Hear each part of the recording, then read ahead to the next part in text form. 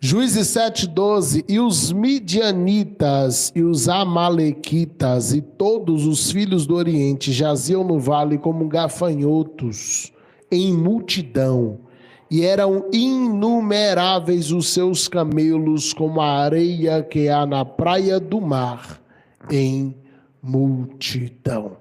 Vamos falar com Deus. Apresente sua fome e sua sede a Ele agora.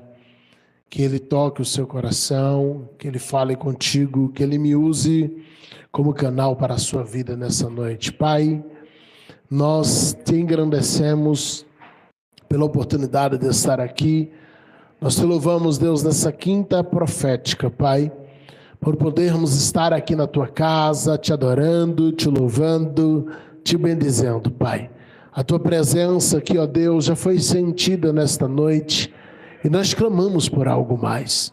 Nós clamamos por um sobrenatural, Pai. Que toda distração nos seja tirada agora.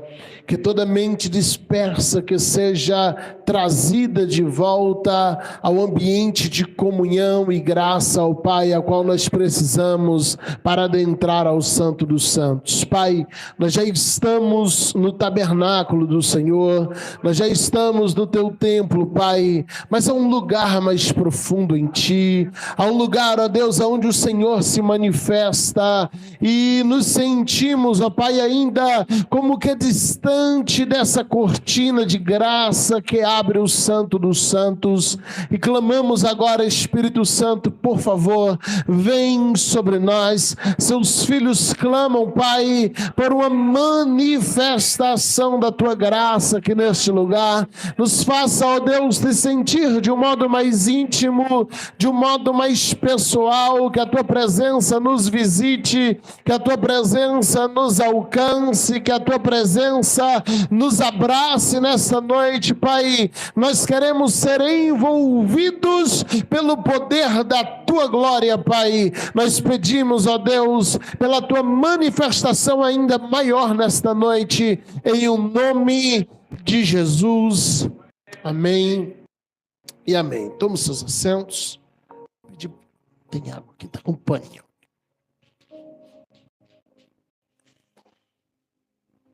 Aleluia. Tira logo a foto para ficar bonito. Não sei que é as horas. Não tem como sair feio, não. Se sair feio, a culpa é do fotógrafo. Quando sai feio, o problema do fotógrafo. Já apareceu a propaganda ali. Sábado tem gincana dos jovens aí, viu? Participe em nome de Jesus. Vai ser uma bênção, não tenho dúvida disso, para a glória do Senhor nosso Deus. Queridos, desde ontem o Senhor tem ministrado uma palavra ao meu coração para esta noite. Eu confesso que parar para preparar esse sermão para hoje, ele me custou o fato de que amanhã eu desço para BH sem uma mensagem para pregar no sábado. Porque eu parei para ficar trabalhando o sermão de hoje à noite e com isso eu não consegui um outro tempo para trabalhar o sermão da viagem. E normalmente quando eu prego fora, eu prego um tema que eu já ministrei aqui na igreja, exceto quando alguém me dá um tema que eu nunca ministrei. E aí a gente cai no desafio, né? Mas aí a patroa está ali, ela prega os 2 dias, a gente descansa, está tudo certo. Amém? Orem desde já pela nossa viagem, para a gente estar indo em paz, guardados pela potente mão de Deus. Amém? E voltarmos debaixo da bênção do Senhor nosso Deus. E eu quero falar um pouquinho hoje sobre vencermos espíritos roubadores de colheita. Nós, quanto seres humanos, sequencialmente ou periodicamente seria a palavra mais correta, nós lidamos com a frustração de não obter resultados esperados para esforços feitos. Periodicamente a gente tem que lidar com a frustração de investir em algo e aquilo não te dá o retorno que você esperava, ou ao menos não no tempo em que você esperava. Investimos em sonhos, investimos em finanças, investimos em ministérios, investimos em muitas coisas na nossa vida e nem sempre as coisas prosperam na medida, no tempo que a gente espera. E uma das coisas que Deus tem ministrado ao meu coração nesses dias é que nem sempre há erro no plantio, nem sempre há erro no regar, nem sempre há erro na colheita. Mas por vezes o cristão se vê enfrentando espíritos que são roubadores de resultado.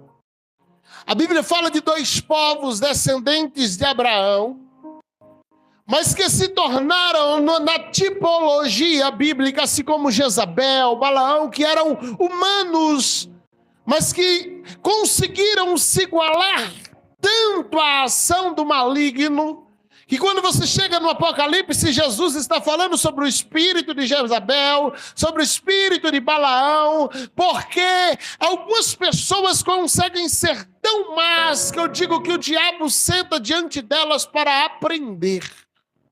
Ao ponto de sair uma dinastia demoníaca que aprendeu com aquela pessoa a ser ruim. Tem gente que consegue ser pior do que o diabo. E a Bíblia fala de 2 povos que, apesar da sua ascendência ser boa, mas que eles se tornaram tão maus que na tipologia eles começam a representar espíritos malignos. E eram eles Amaleque e Midian. E eles se tornam símbolos de espíritos especializados em roubar colheitas, em roubar resultados de pessoas que se desgastam para construir algo novo na sua vida, algo novo no seu dia a dia, na sua família, nas suas finanças. Amaleque e Midian, eles trabalhavam juntos, eram 2 nações que guerreavam juntos. Eles não plantavam absolutamente nada.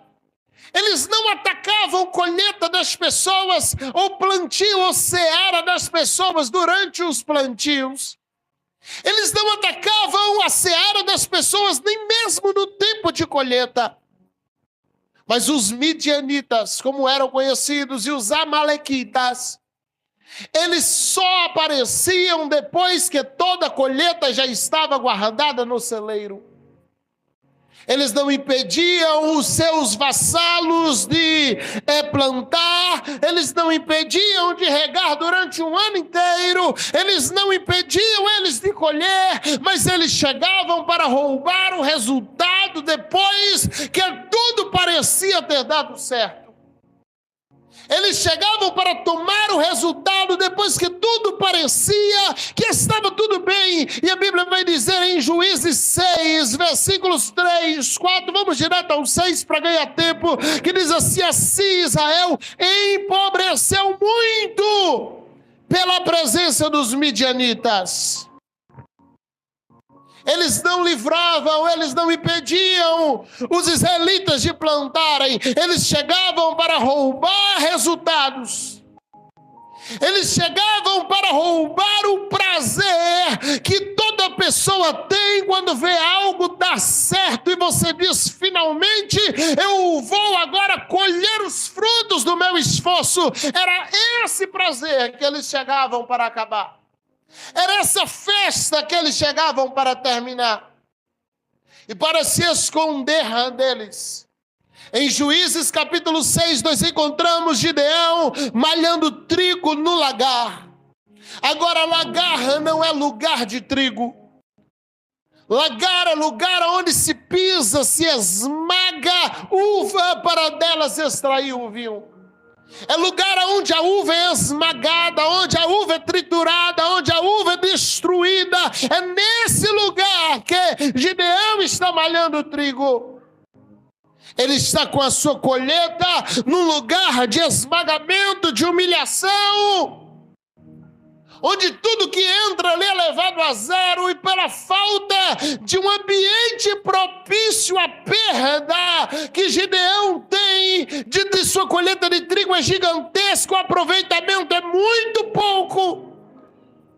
Mas ele precisa estar ali porque tem midianitas e amalequitas passando pelas ruas de Israel para roubar o resultado de gente que estava se esforçando para plantar e para colher. Ele precisava se esconder ali, porque se ele expusesse sua alegria, se ele expusesse sua gratidão, se ele tornasse isso público, alguém chegava para tomar o resultado de Gideão. Deixa eu abrir um parêntese aqui, para que eu possa profetizar sobre a sua vida nessa noite, para alguém que por acaso queira receber em nome de Jesus. Deixa eu ser profeta sobre você.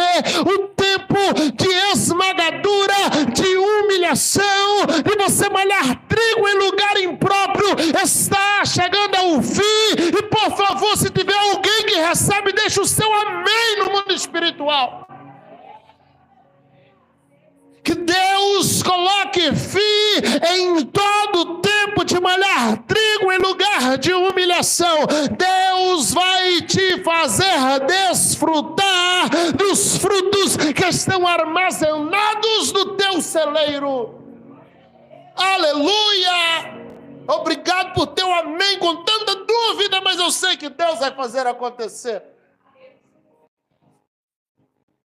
Que Deus nos faça. Você percebe que a gente tem dificuldade de tomar posse de bênção?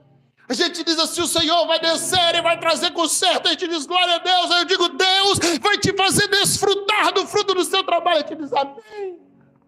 Parece que a gente nem quer. Se ninguém mais quiser, eu quero, em nome de Jesus. Que os céus nos façam viver isso, porque hoje, em nome de Jesus, nós receberemos ferramentas para eliminar de nossas vidas espíritos roubadores de resultados, roubadores de colheita, para que desfrutemos do que Jesus tem para nós. Deus aparece para Gideão no lagar. E ele dá um passo a passo para Gideão sair daquela situação. Primeira ordem de Deus: saia do lagar, saia do esconderijo, saia desse lugar. Eu quero você lá fora, exposto, pelejando. Primeira ordem de Deus: Gideão, você está trabalhando escondido, eu quero você exposto. Deixa eu te dizer algo, do inimigo você não se esconde, você foge do pecado, mas o inimigo você não pode fugir dele, o inimigo você enfrenta, o inimigo você encara, o inimigo você declara guerra e diz, eu vou em nome do Senhor dos exércitos, como fez Davi. O Senhor está dizendo para Gideão, sai desse lugar aí de esconderijo, de vítima. O Gideão está dizendo, mas é que os midianitas, o Senhor diz, vai nessa tua força. O que ele está dizendo, Gideão, o que você precisa para ter uma mudança de história, eu já coloquei dentro de você. Acione essa força que você tem. O Senhor está te dizendo, Gideão, eu já te dei as ferramentas. Hoje eu só vim te ensinar a usar, Gideão. Vai nessa tua força, porque o Senhor é contigo. Mas Senhor, e Gideão vai explicar os porquês. O Senhor diz, Gideão, eu já te dei a força. Eu já te dei o que você precisa. Existe uma lacuna muito grande entre o que eu já recebi de Deus e o que eu realmente estou pronto para usar. Porque por vezes o que nós estamos pedindo de Deus, o Senhor já nos deu, mas nós não temos conhecimento de como usar aquelas ferramentas, ou ao menos de que elas já estão dentro de nós. Então a gente fica dizendo, Senhor, eu vou me esconder, eu estou no lagar, eu fico aqui no lugar de esmagadura, no lugar de humilhação, no lugar onde o caldo para ser tirado tudo tem que ser espremido, e o Senhor está dizendo, mas eu já te enchi de força. Será que tem alguém aqui que reconhece que a força do Senhor já está sobre você? Aleluia! Você pode passar o resto da vida no lagar, escondido, garantido 1/10 de resultado. Ou você pode entender que o Senhor já te capacitou para vencer essas batalhas. Então qual é a primeira regra que o Senhor dá a Gideão? Ele diz: para de se esconder. Você já tem a força necessária para enfrentar o inimigo e para pegar de volta o teu resultado. Para de se esconder. Imagina o Senhor dizendo, Gideão dizendo: Senhor, mas por onde eu começo? Aqui há algumas ferramentas que nós precisamos aprender com Deus. Primeira ordem do Senhor a Gideão: comece combatendo o pecado da tua casa. Nenhum ministério pode ter sucesso externamente se ele não tiver início no coração do pregador. O Senhor diz a Gideão: Gideão, você quer vitória para a nação, mas o teu pai adora Baal no quintal de casa. Quer dar vitória para Israel, Gideão? Encara teu pai e derruba o altar. Porque é fácil encarar o desconhecido.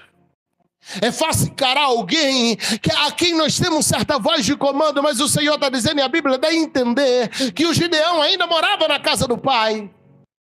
O Senhor está dizendo: entra lá no bosque do teu pai e derruba o altar dele. Quer ter ministério ungido na rua, Gideão? Então, Gideão, entra dentro da tua casa e faz concerto. Deus não pode nos usar com resultados extraordinários para o povo se não tivermos a capacidade de estabelecer conserto dentro do nosso lar. Deus não pode nos usar de maneira gloriosa para outros se a nossa santidade não for prioridade para nós.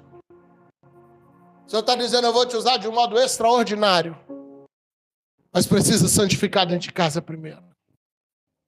Eu vou te usar, Gideão, para você livrar Israel.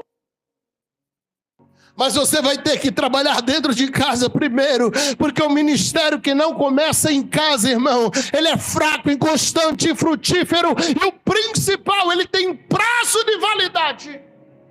Todo ministério que não está baseado na santidade do ministro, ele tem prazo de validade, não importa o quanto Deus estica a corda. Um dia ele puxa, e quando ele puxa, dói. E a hora que a gente diz: mas o Deus que eu conheço não age assim. O Senhor está dizendo: eu estou deixando o elástico esticar faz tempo. O Senhor diz: Gideão, antes de enfrentar Midianita, Amalequita, vamos dar uma derrubada no altar do Baal. Vamos dar uma derrubada no altar do teu pai.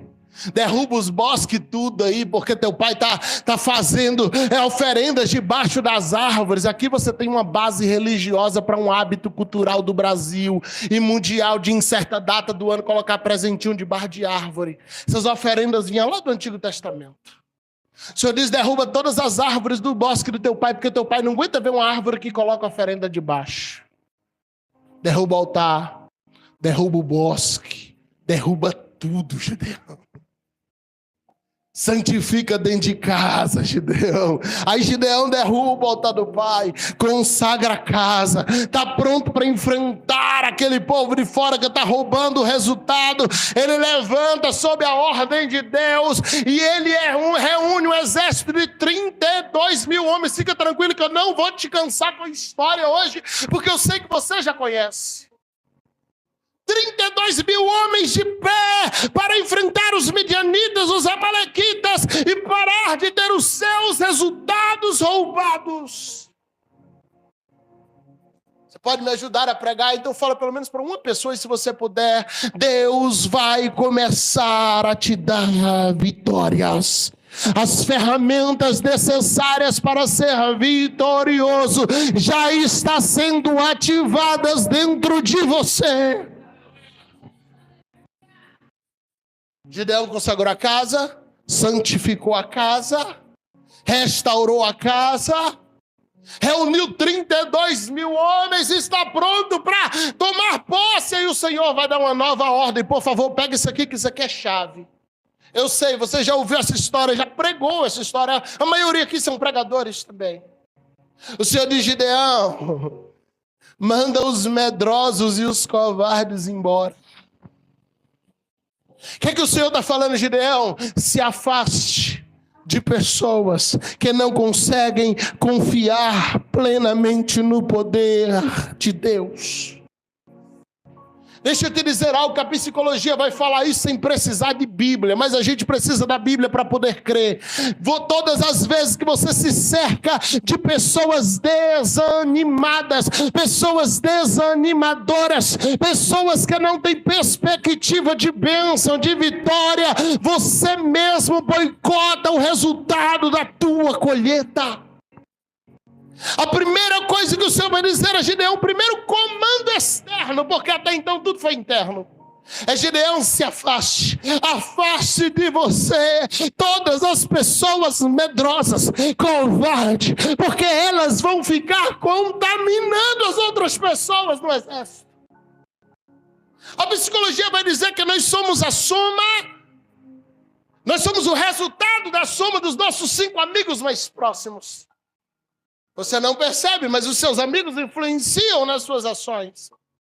Então se cerque de pessoas que te lançarão para perto de Deus.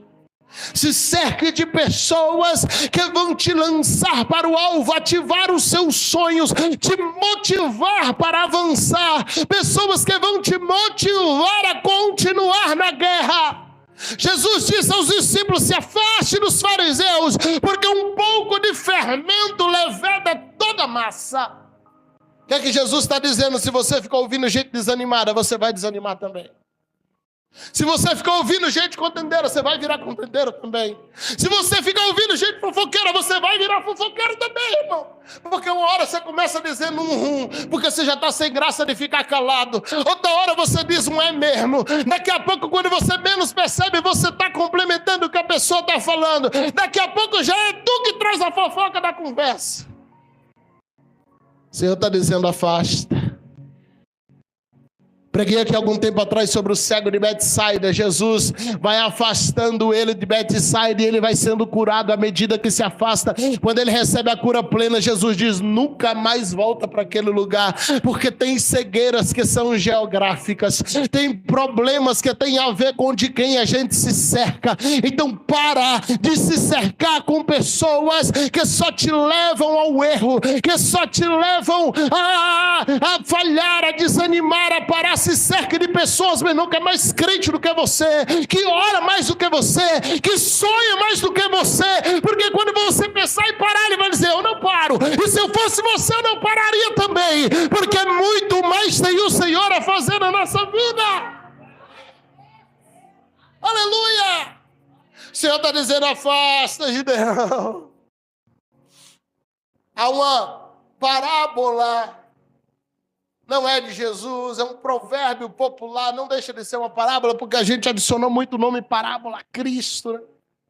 Uma alegoria, que diz que um dia a lagarta no galho da árvore começou a dizer que o sonho dela era voar. Todos riram dela, menos a borboleta. Você consegue entender isso? Não é Bíblia, é só uma alegoria.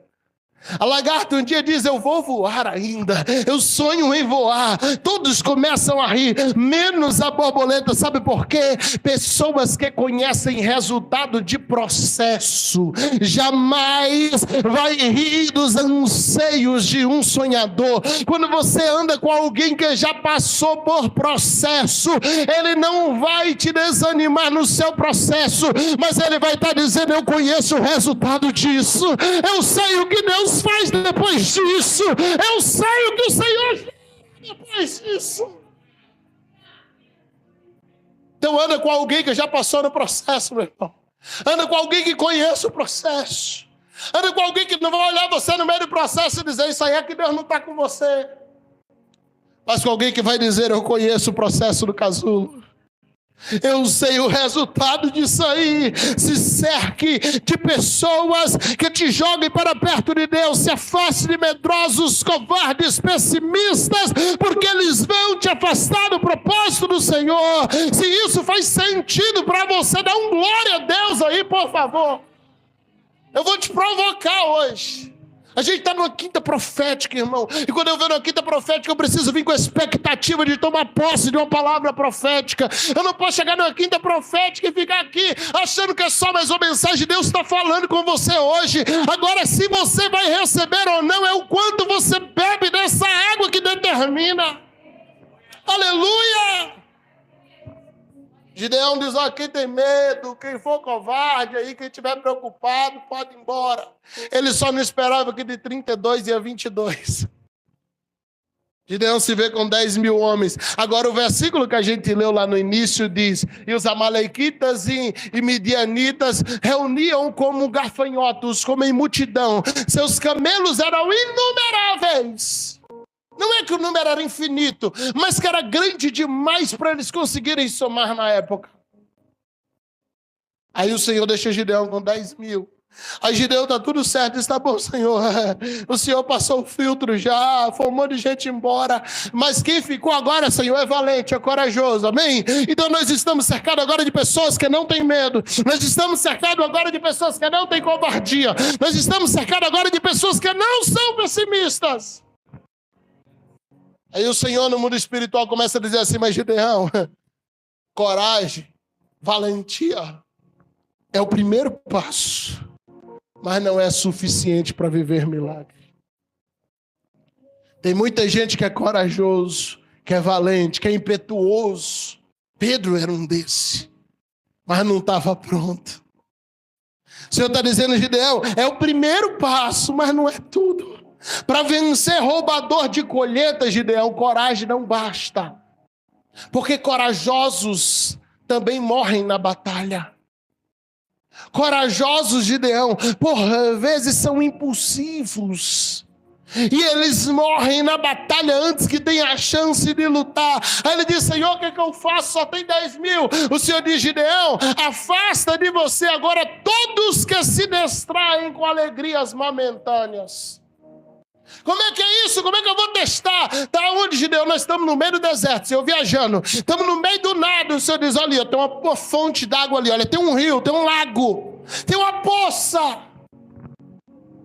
É uma alegria ou não é? No meio do deserto, você achar um lagozinho, irmão? Pode ser de 1 metro quadrado. O Senhor está dizendo, Gideão, gente que se distrai com alegria momentânea perde propósito. Você quer vencer roubador de colheita? Você vai ter que manter o foco no alvo mesmo quando o momento for de alegria. Porque não é difícil você se distrair quando o momento é de prova. Mas, sabe, a gente se distrai muito fácil. É mais difícil quando o momento é de prova, a gente fica focado, porque eu tenho que chegar logo lá para sair daqui. Mas quando começa a achar uma poça d'água aqui, uma poça d'água ali, no meio do deserto, meu irmão, a gente dá vontade de ficar ali, porque não sabe quando será a próxima. É a hora que você tira o olho da providência. É a hora que você esquece que quem fez uma vez pode fazer de outra. Entenda algo aqui, cuidado. E essa é uma chave que eu quero que você guarde no seu coração. Eu sei que hoje está difícil eu ter a atenção de vocês aqui. Por um minuto vocês estão olhando para mim, por outro vocês estão olhando algum mosquito no caminho. Mas foca aqui em nome de Jesus, que eu quero liberar algumas coisas sobre você aqui antes de viajar. Cuidado com alegrias momentâneas que te fazem perder o rumo do foco que você está tendo em Deus. Cuidado com os prazeres momentâneos que te fazem distrair do propósito. Mas pastor, é bênção, eu sei, mas não é o final. Mas pastor, o momento agora é de desfrutar. Eu sei, eu falei aqui, acho que 1 semana e meia atrás, sobre aqueles homens que chegaram, viram uma grande fogueira e eles foram dormir quentinhos porque o fogo era bom. Paulo olhou e disse, o fogo, a lenha não dá para a noite toda. Tem prazer momentâneo que te tira do alvo. E se você não cuidar, você desfruta agora e perde tudo daqui a 2 horas. O Senhor está dizendo, Gideão, vou dar um prazer momentâneo para o povo. Vou abrir uma poça d'água aí, vai ter um mini lago. Para que o povo beba água, os 10 mil beba água. Lembra do Isaú, que trocou uma primogenitura por um prato de lentilha? Ele disse, de que adianta a primogenitura se eu estou com fome agora? Tem prato de lentilha que arranca teu futuro. Tem alegrias momentâneas que arrancam teu futuro. Não confunda a fonte da vida com as poças de água que surgem no meio do deserto. Deus falou isso com Jeremias: o meu povo está deixando a mim fonte da vida para beber água de cisterna seca. Não confunda a fonte da vida com as poças de água que surgem no meio do deserto. Elas te saciam, te alegram por um momento, mas não são o teu alvo. Então não coloque o teu foco, a tua energia em poças momentâneas, ao ponto de se esquecer que você ainda está em guerra. Não coloque sua energia. Eu falei com minha esposa antes de sair de casa, eu falei: a palavra que Deus me deu hoje, a palavra que eu levaria em qualquer conferência, em qualquer lugar que eu fosse. Porque eu sei o poder que há nessas palavras, do que Deus tem ministrado no meu coração nesses 2 dias. Eu sei que é de Deus para alguém aqui nesse lugar. Não coloque sua energia em poças de águas que tiram o teu foco e te fazem esquecer que você não ganhou a guerra ainda. O inimigo é especialista em criar fontes falsas para te fazer baixar a guarda, enquanto ele rouba as tuas colheitas. Ele é especialista, mas quem entende que só pode parar quando a vitória já está garantida, não se distrai com poças, não se distrai com alegria momentânea. E a Bíblia diz que no meio dos 10.000, 300 bebem da água, mas eles estão alerta, eles estão atentos, eles estão dizendo: isso aqui é bom, é um momento, mas eu ainda estou em batalha. Isso aqui é um momento, mas eu ainda estou em guerra. Isso aqui é um momento, mas a batalha não acabou. Infelizmente 9.700 enfiaram de cara e cabeça dentro d'água. Você diz: Gideão, você vai ter que perder mais uns amigos. Por que tu acha que quando Gideão voltou, aquele povo ficou amigo dele, gente? Imagina aí o cara dizendo: rapaz, eu fiquei na seleção dos 10.000 corajosos, valente. E Gideão dizendo: vai para casa. Eu não quero perto de mim gente que se distrai. Eu não quero perto de mim gente que perde o foco. Eu não quero perto de mim gente que se alegra tanto com bênçãos momentâneas que perde o alvo. Gideão está dizendo: volta, gente. Eu vou ficar só com aqueles que mantêm a vigilância, a atenção, que entende o propósito, que caminha pelo alvo final. O que Gideão não esperava, eu tenho certeza disso, é que ia ficar só 300. Agora ele olha e diz: como é que eu volto a ser o dono da minha colheita se os companheiros ficam pouco? Porque na jornada rumo ao trono de Deus, na jornada rumo ao propósito de Deus, na jornada rumo ao que Deus te deu, se prepare para perder gente que até então caminhou lado a lado com você. Na jornada rumo ao propósito do chamado, você vai perder amigos, você vai perder a proximidade de familiares, você vai perder pessoas que cresceu junto, que andou junto, que está insistindo a te levar para o passado e dizer: eu sei quem tu era, eu sei o que tu já aprontou, eu sei o que você já fez. Mas deixa eu te dizer algo: quem me conheceu há 1 ano não me conhece mais. Não que eu já tenha alcançado alguma coisa, mas todos os dias eu estou avançando rumo ao alvo. Todos os dias eu estou saindo de um lugar e indo um pouco mais à frente, rumo ao prêmio da soberana vocação em Deus. Quando os medrosos vão embora, os pessimistas vão embora, quando os distraídos vão embora, os empolgados, fica uma turma pequena. Lembra do versículo inicial? Os midianitas eram como gafanhotos do tamanho que era a multidão. Tinham camelos que eram inumeráveis. Gideão disse: Senhor, nós só temos 300. Senhor, não dá para vencer com 300. E o Senhor vai dizer: Gideão, eu vou te dar uma estratégia. Agora é a hora de a gente colocar em foco, Gideão. Quer vencer roubadores de colheita? Quer vencer roubadores de resultados? O Senhor está dizendo: Gideão, tudo que tu passou até agora foi só o processo do caminho. A guerra começa agora. Tudo que tu passou até agora, Gideão, foi só preparação. Foi eu só limpando o teu caminho, tirando. Quando nós vamos para o ministério profético, lá em Jeremias capítulo 1, o Senhor usa Jeremias para arrancar, para destruir, para derribar e para que mais? É 4 negócios. Me ajuda aí para não passar vergonha. É arrancar, destruir, derribar. Oi? Depois tem 2 bons. É 4 ruins e 2 bons. Plantar e edificar. O Senhor diz, primeiro eu te uso, Jeremias, para tirar. Depois você planta e edifica. Essa é a base do ministério que a gente não gosta. Porque quando Deus começa a levantar o teu chamado, Ele não começa te dando coisa, Ele começa tirando. Teu nível de entrega para Deus não tem a ver com o quanto você está disposto a dar para Ele, tem a ver com o quanto você está disposto a deixar Ele tirar. Qual a diferença, pastor? Porque quando eu dou, eu escolho. Quando Ele tira, não. Quando eu dou, eu decido. Senhor, eu vou te dar isso, mas eu não vou te dar aquilo. Quando Ele tira, não. Quando Ele tira, é Ele que decide. Isso aqui não serve para você. Quando Ele tira, é Ele que fala, isso aqui está te distraindo. Quando Ele tira, é Ele que decide e olha e diz, não, isso aqui eu vou arrancar da tua vida porque está te atrapalhando. Mas Senhor, eu amo. É minha poça d'água no meio do deserto. Ele diz, mas você precisa vencer roubador de colheita. Você percebe que no começo da nossa história eu disse que quem eram os 2 povos? Deixa eu ver se vocês ainda lembram, gente. Me ajuda aí, por favor. Qual é o nome dos 2 povos que roubavam a colheita do povo? Midianitas e Amalequitas. Graças a Deus, um lembrou. Midianitas e Amalequitas.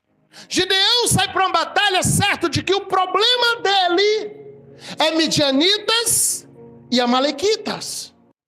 No meio do caminho, ele descobre que o primeiro problema dele era pecado dentro de casa.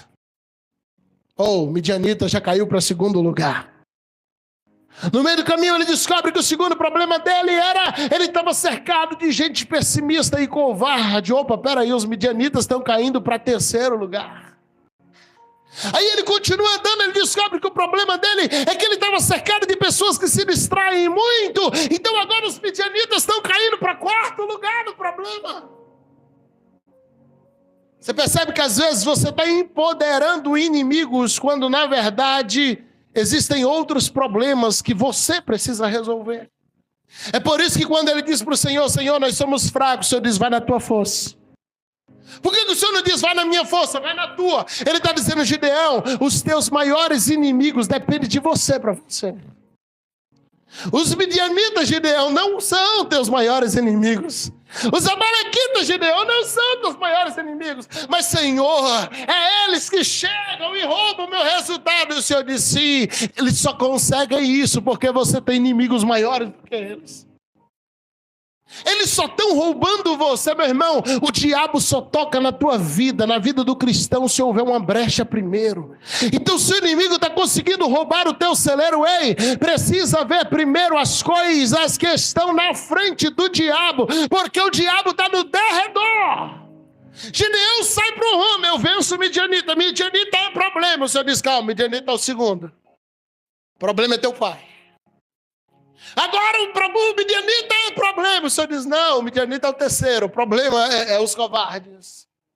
Agora sim, os midianitas, o Senhor diz, calma, o problema é os distraídos. Os midianitas, Gideão está no fim da fila. Eu oro para que Deus abra as nossas visões para enxergar os verdadeiros problemas. Parece que alguém não quis receber isso, não. Por favor, vou falar de novo. Eu oro para que Deus abra a nossa visão para enxergar os verdadeiros problemas. Enxergar aonde está o verdadeiro problema, porque você pode estar lutando batalhas que não é nem tua, enquanto na verdade Deus está tentando resolver o problema verdadeiro exatamente na tua frente. Quando Gideão santifica a casa do pai, quando Gideão se afasta dos medrosos, quando Gideão se afasta dos distraídos, o Senhor diz, tranquilo, Gideão, agora eu venço o resto. Midianita nunca foi problema teu. Mas, Senhor, por que não fez antes? Porque tinha coisa que você tinha que resolver primeiro. Mas, Senhor, por que o Senhor não deu vitória antes? Porque tinha coisa que você tinha que vencer primeiro, Gideão. Aí o Senhor diz, Gideão, faz o seguinte, pega vasos de barro, cântaros, dá um para cada um dos 300 vasos. Se aproxima do inimigo à noite, mas Gideão, pega uma tocha em fogo, em chama. Coloca dentro dos vasos.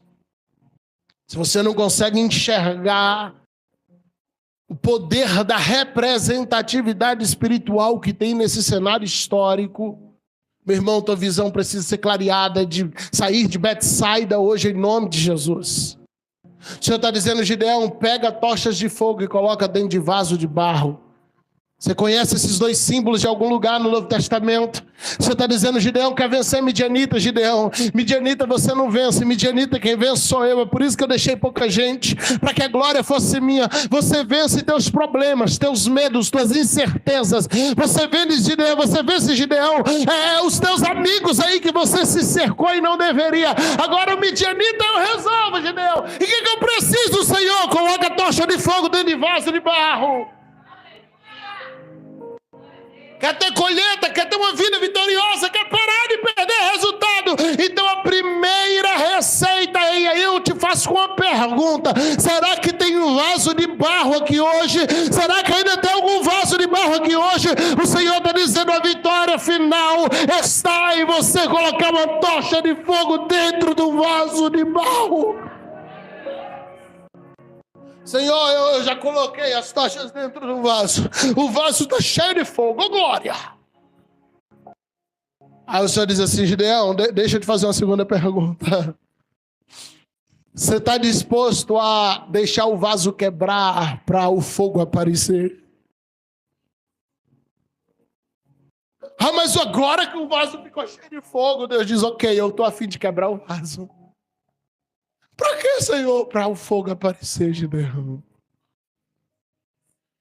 Ah, meu irmão, você tem que entender isso aqui, por favor. Eu não quero levar essa mensagem em outro lugar e ver que eles receberem vocês, não, por favor. Eu não quero levar para pessoas que Deus não colocou sobre o meu pastoreio e ver que eles receberam mais do que vocês. Deus está dizendo, Gideão, para o fogo aparecer, Gideão, porque não é você que vai vencer os midianitas, não é você que vence os roubadores de colheita, quem vence sou eu, Gideão. E qual o segredo, Senhor, Gideão? Você vai quebrar um vaso, você vai destruir um vaso, vai perder um vaso, mas o fogo vai aparecer, Gideão. Aleluia! Serpente que morde mão de profeta tem que ser jogada no fogo, irmãos. Eles se aproximam dos midianitas à noite com os vasos fechados, cheios de fogo dentro. A tocha está lá dentro. Quando eles chegam lá, o Senhor diz, Gideão, quebra os vasos. Mas, Senhor, o vaso custou caro. Senhor, era herança da mamãe. Era herança da vovó. Senhor, é porque esse vaso aqui, Senhor, é bonito. No dia que eu comprei, ele era diferente, irmãos. Eles não compraram o vaso no deserto. Não tinha para vender. Aqueles vasos eles trouxeram de casa com comida. Eles trouxeram de casa com água. Eles trouxeram amarrado em jumentos. Então era vaso de família. Era vaso que eles gostavam. Era vaso que custou alguma coisa. O Senhor está dizendo, põe fogo dentro. E depois deixa o vaso quebrar, Gideão. Porque quando o vaso quebra, Deus aparece. Quando um vaso quebra, o fogo aparece. Quando o vaso quebra, Gideão, a glória aparece. O problema é que a gente até está disposto a encher o vaso de fogo, a gente não está disposto a quebrar o vaso. A gente está até disposto a botar fogo dentro do vaso, mas quando fala de quebrar o vaso, a gente diz, Senhor, deixa eu só tirar a tocha. A gente prefere tirar o fogo de dentro do vaso para ele aparecer sozinho do que quebrar ele para o fogo aparecer. E o Senhor está dizendo, eu quero quebrar alguns vasos para dar a vitória final. Agora imagina alguém brigando com o Gideão, dizendo, mas Gideão, é a última renúncia. É porque o vaso aqui, Gideão, é da mamãe. Gideão, esse vaso foi o pai da minha esposa que deixou para ela. Eu vou voltar para casa, vai dar confusão, Gideão. Gideão está dizendo, tu nem volta para casa, meu filho, se tu não fizer isso. A vitória está em abrir mão de alguma coisa para que a glória dele apareça. Para que o nome dele seja glorificado, para que o nome dele seja plenamente exaltado. Eles chegam no cume da montanha de noite, quebram os vasos, acende 300 tochas, meu irmão, aquilo de dia não ia fazer efeito nenhum, mas de noite aquilo ilumina com uma beleza.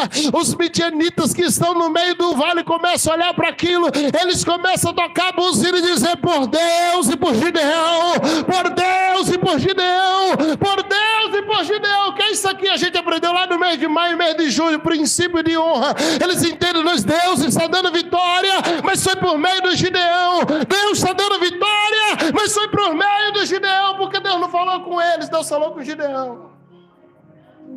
E eles vão gritando por Deus, por Gideão, por Deus, por Gideão. A Bíblia diz que entra no alvoroço tão grande lá embaixo, que a turma começa a se matar, um se jogar na espada do outro, dizendo: Gideão alugou exércitos de fora, Gideão alugou. Gente, eu acredito piamente, a Bíblia não diz, então por favor, entenda que é só uma imaginação minha, mas eu acredito piamente que cada vez que eles batiam o pé no chão, sabe, acho que 1 milhão de anjos marchavam junto atrás. Eu acho que quando os midianitas olham para os montes, eles não vêem 300, mas eles vêem 500, eles vêem 1000, eles vêem 100 mil, porque agora já não é Gideão. Gideão já venceu as guerras que tinha que vencer. Agora é o Senhor que está marchando, dizendo: sou eu, Gideão, sou eu, Gideão, que dou vitória para o meu povo. Roubadores de colheitas fogem quando vê o fogo de Deus que queima dentro de você. Roubadores de colheita batem em retirada quando vem o fogo de Deus que queima dentro de você. O que eu faço, pastor? Então eu prometo que eu encerro agora. Primeiro, vença as batalhas que são tuas. Pergunte a Deus qual é a prioridade. Porque com certeza o problema que você está colocando em primeiro lugar deve estar lá em 5º ou 6º. O Senhor está dizendo: vença os teus problemas primeiro, depois a gente se acerta. Mas, Senhor, eu quero tua mão estendida. O Senhor diz: não, agora tu vai na tua força. Mas Gideão não venceu Midianita na força dele. Mas o Senhor também não prometeu que Gideão venceria Midianita. O Senhor diz: vai na tua força e eu te livrarei dos midianitas. O Senhor está dizendo: pega a tua força, resolve teus B.O. no português bem urbanizado. O resto eu faço, Gideão. Resolve teus problemas internos, Gideão. O resto eu cuido, Gideão. Mas quando chega no final, quando parecia que estava tudo resolvido, Gideão está curado, amizades selecionadas. O Senhor está dizendo: quebra um vaso. O que representa quebrar um vaso na Bíblia? Abre mão da soberba, abre mão do teu nome, abre mão do teu orgulho, abre mão dessa reputação que às vezes é construída em cima de uma capa de hipocrisia. Quando Deus aparecer mais do que você, o inimigo baterá em retirada. Eles vêm de noite, onde ninguém podia ser visto. Estão vencendo, mas ninguém sabe quem eles são. E quando eles olham, eles não veem eles só veem o fogo. É Deus aparecendo mais do que eu. Quando o Senhor puder aparecer mais do que eu, não há batalha que Ele não vença por mim. Quando o Senhor puder aparecer mais do que teu nome, não vai ter batalha que você não vença. Quando a glória do Senhor for prioridade para você, todas as suas colheitas permanecerão no teu celeiro. Lembra do que eu falei, que às vezes você está traçando uma batalha e o Senhor está dizendo que tem centenas de outras na frente? Qual é a primeira guerra que eu preciso enfrentar, pastor? A da santidade.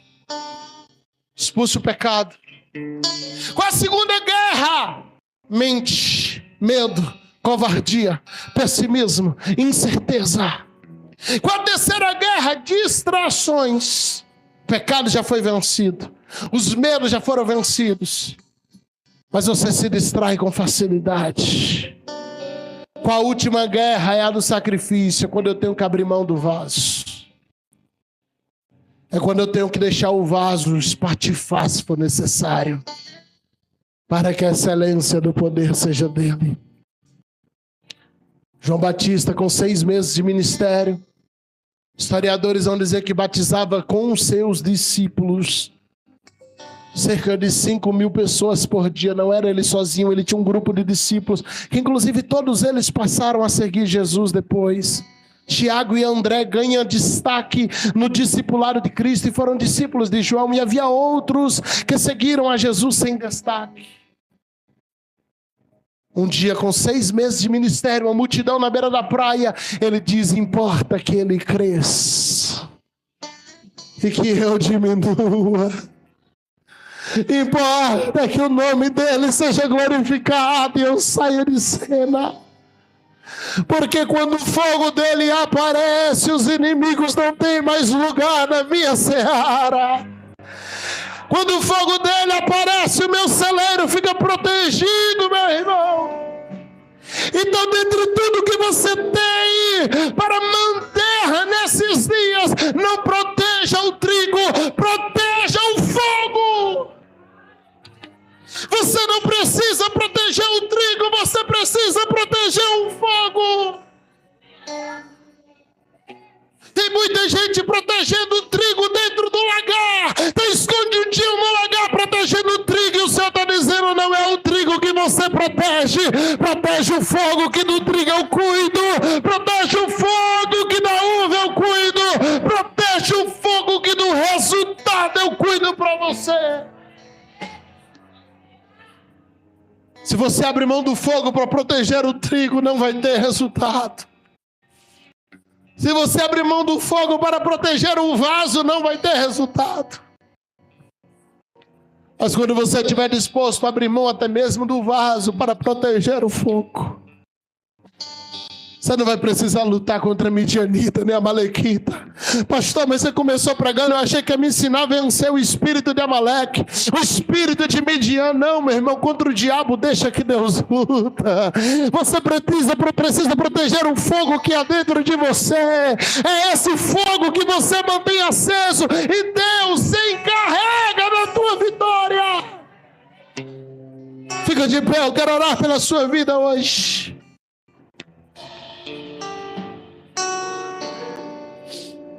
Eu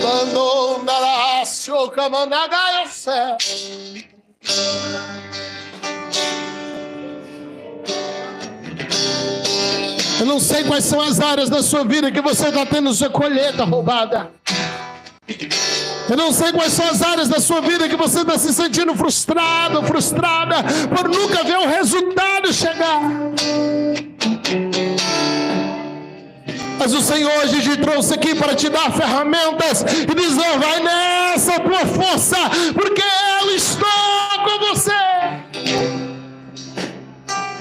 As ferramentas que você precisa para suas batalhas, Deus já te deu.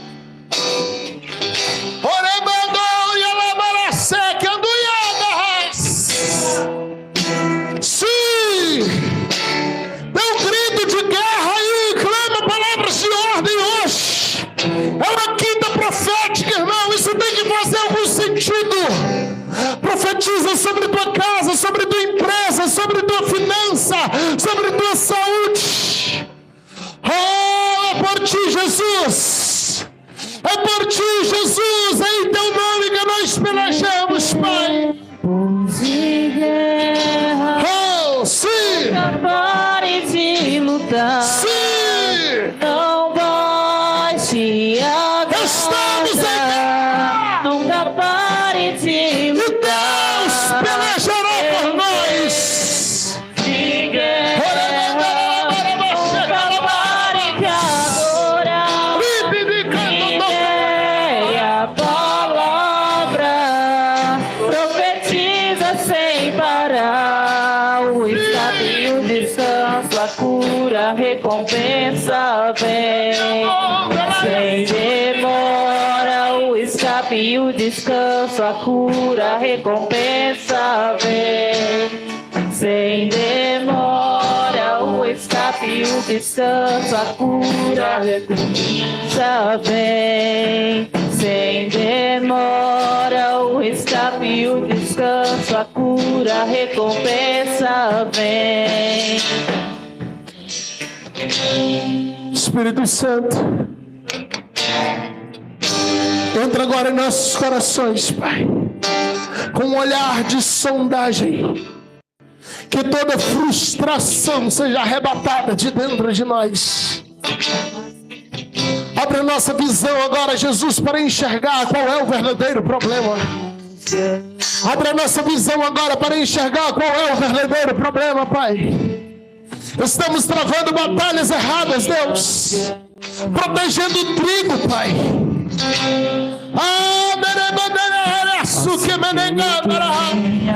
Estamos tentando vencer inimigos que o Senhor já venceu. E por vezes não entendemos, Pai, aquilo que o Senhor realmente quer de nós. Que venha sobre nós agora uma unção de discernimento. Que venha sobre nós agora uma unção de discernimento. Eu estou na quinta profética, Pai, obrigado por me permitir pregar nessa data. Eu estou na quinta profética, Pai. Que venha sobre nós uma unção de discernimento.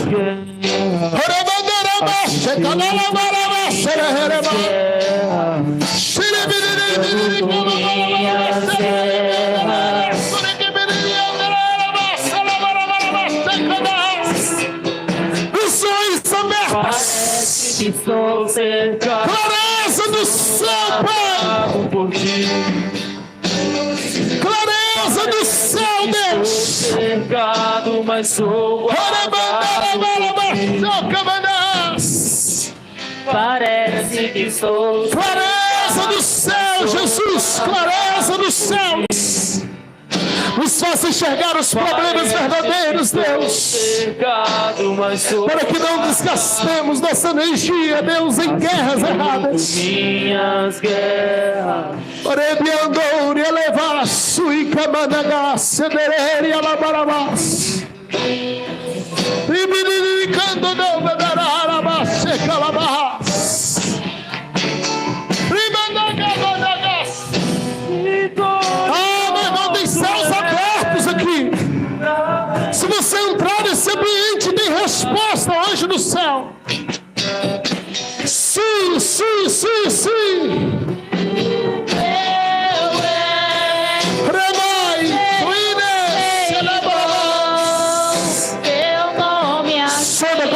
Agora, Jesus, clareza na visão, clareza na visão, clareza na visão, clareza na visão.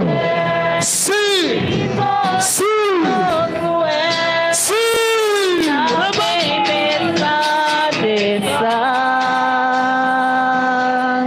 Teu nome infalível é. Os reinos vêm e vão. Teu nome assim me está. Teu nome imutável é.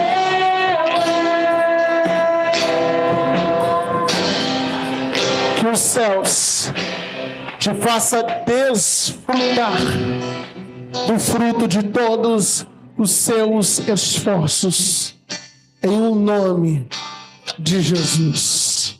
Toma posse no teu coração. Deus abençoe.